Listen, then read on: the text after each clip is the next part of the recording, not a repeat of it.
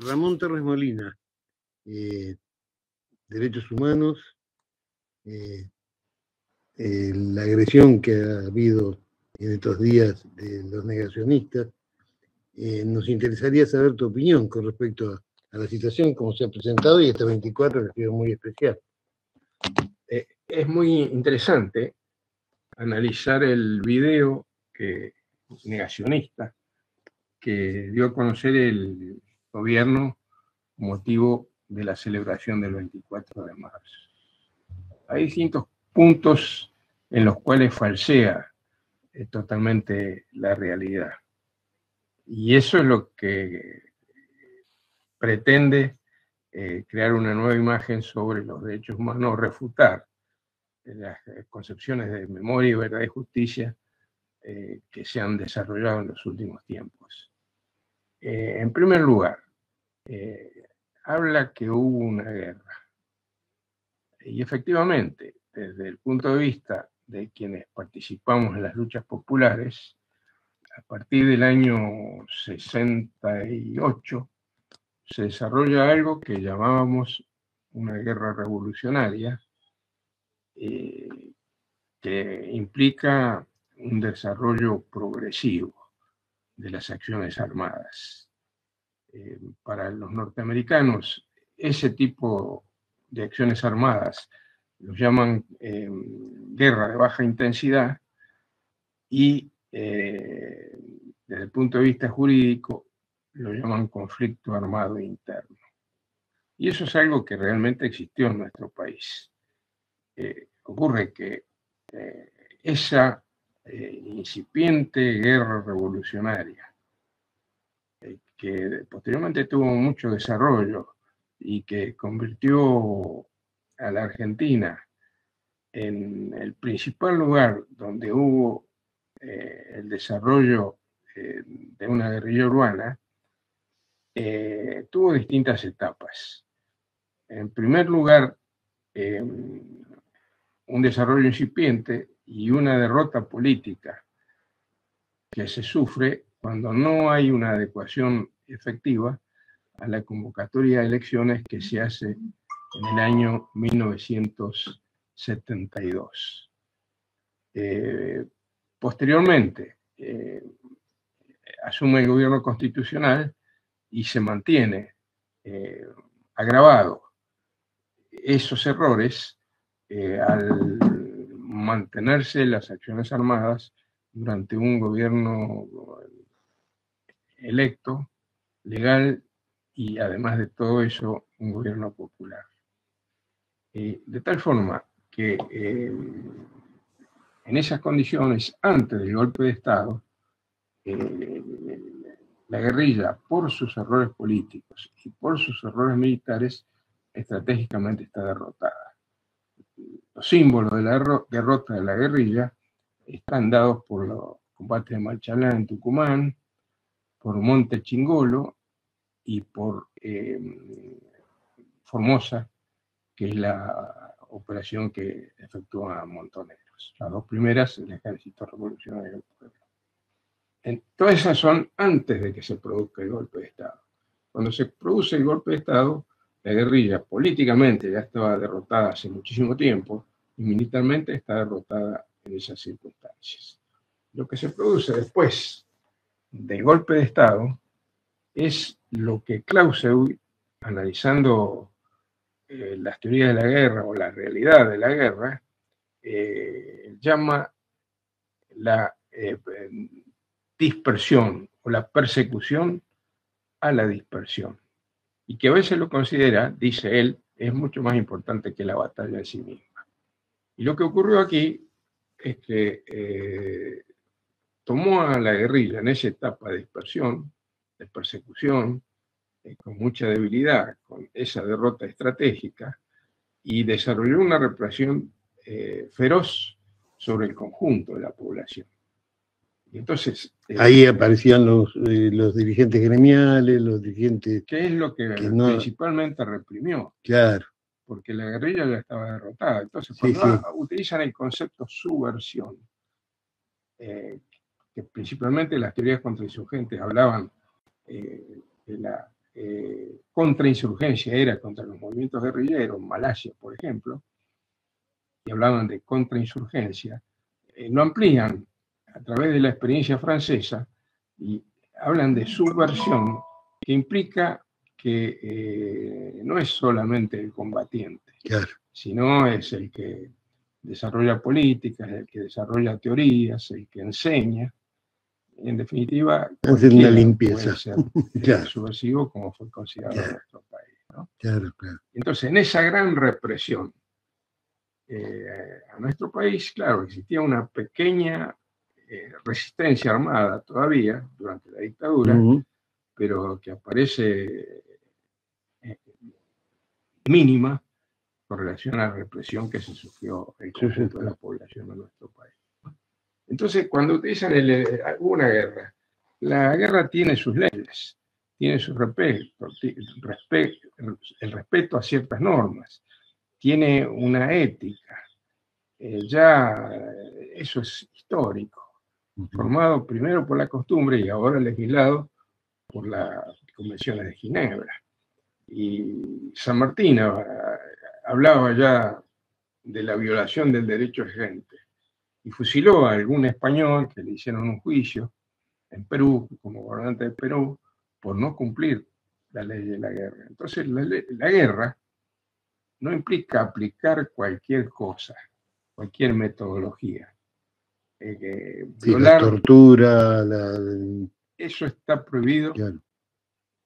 por la cultura de nuestro país, por ejemplo, o las culturas de otros países, pero está prohibido por las leyes de la guerra y ahora legislado por las leyes de la guerra. Entonces, no se pueden amparar en la existencia de una guerra para justificar las graves violaciones a los derechos humanos, los delitos de la humanidad que cometió la dictadura militar. Ujú. Ese es un punto. El otro punto que marca el video negacionista pretende decir por qué se empieza a considerar que las violaciones a los derechos humanos empiezan cuando se produce el golpe militar. Y eso no es cierto. Las violaciones a los derechos humanos tienen una antigüedad bastante notable en nuestro país y siempre hemos considerado los hechos anteriores al golpe de Estado y hemos investigado y hemos intervenido en la justicia tratando de que se esclarezcan y se sancionen. Así, por ejemplo, la AAA, yo intervine como abogado también en algún momento en el tema de la AAA, e intervine como fiscal en la provincia de Santa Cruz, Santa Cruz. Sí. Tratando de procesar a los miembros del Comando Austral de la AAA, y eso es anterior al golpe de Estado, y no es que lo ignoremos. Y si nosotros queremos tomar una fecha, ¿cuál es el punto inicial del terrorismo de Estado en nuestro país? Es notoriamente el 16 de junio de 1955, con el bombardeo a Plaza de Mayo. Entonces, 384 muertos, civiles, nada que ver, ni siquiera nada. Y una parte del Estado, como es la aviación naval, a la cual se unen algunos pequeños grupos de la Fuerza Aérea, utilizan ese poder del Estado contra la población civil, ¿no? El hecho fundacional del terrorismo de Estado en nuestro país. Y a tal punto es así que, por ejemplo, las leyes reparatorias que se dictan, las primeras leyes reparatorias, parten desde la declaración del estado de sitio en el año 1974 y se consideran indemnizaciones a las personas a partir de ese momento. Eso fue ampliada. Siendo diputado, yo presenté un proyecto para que se ampliase ese plazo al 16 de junio de 1955 y después, durante mi mandato como diputado, no se consideró eso, pero ahora las leyes indemnizatorias rigen del 16 de junio de 1955. Entonces, las fechas anteriores fueron consideradas y hubo graves violaciones de los derechos humanos y delitos de lesa humanidad en esa época. Sí, sí. Y el otro aspecto que toman es el número de desaparecidos. Y ahí no toman en cuenta que cuando se toman las cifras que se dan a través de la Secretaría de Derechos Humanos o el Archivo Nacional de la Memoria, que yo presidí,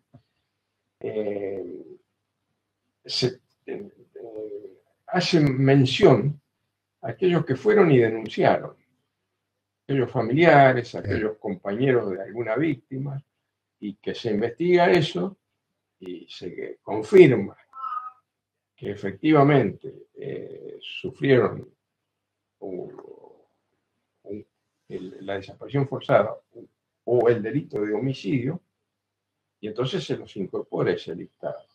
Pero de esos listados, de los juicios mismos, surgen personas que no están en esas listas y que no forman parte de ese listado porque no están denunciados. Además, ¿quién se animaba a denunciar en esa época, no? Era muy difícil. Empezaron en la época de la dictadura, las recopiló CONADEP.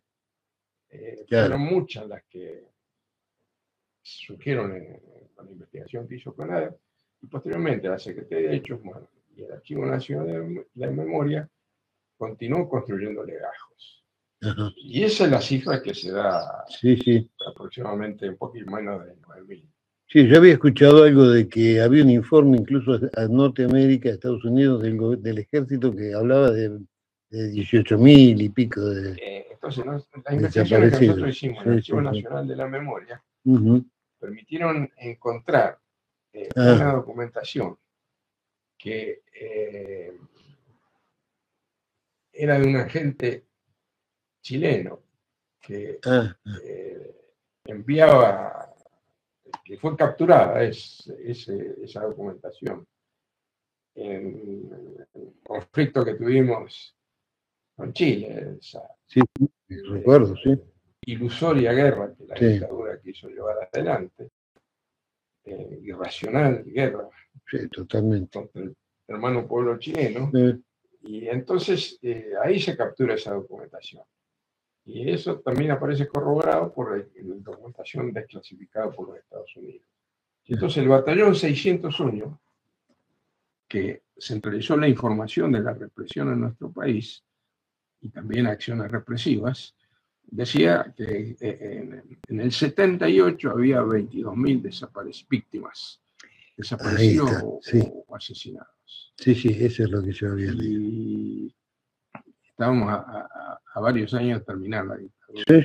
¿No? O sea que son mucho más que 20.000. Yo traté de hacer una investigación en ese momento, pero justamente el fallecimiento del secretario de Derechos Humanos modificó la estructura de la Secretaría de Derechos Humanos.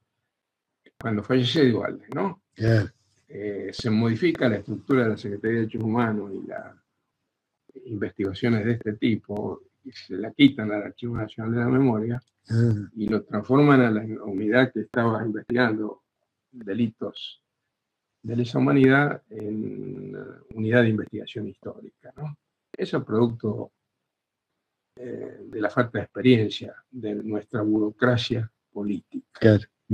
Entonces, mi intención era seguir investigando y ampliar la lista esa, ya con los materiales que existían, y eso no fue posible, ¿no es cierto?, por esa circunstancia.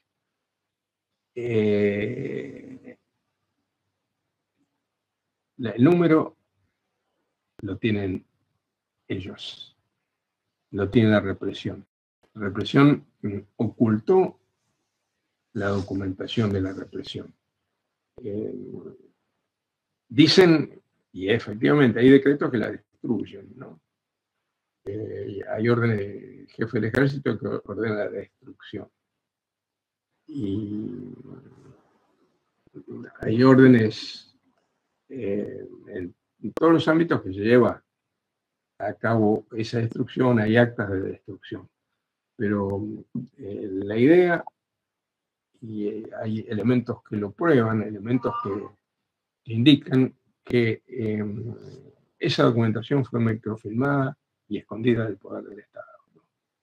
Hay algunos documentos que nosotros hemos conseguido cuando estaba en el Archivo Nacional de la Memoria y que lo tiene el Archivo Nacional de la Memoria, donde hace mención a la documentación que existe, y lo mismo hay testimonios sobre la microfilmación de documentos en la Escuela de Mecánica de la Armada que centralizaría toda la documentación represiva de la Armada, ¿no?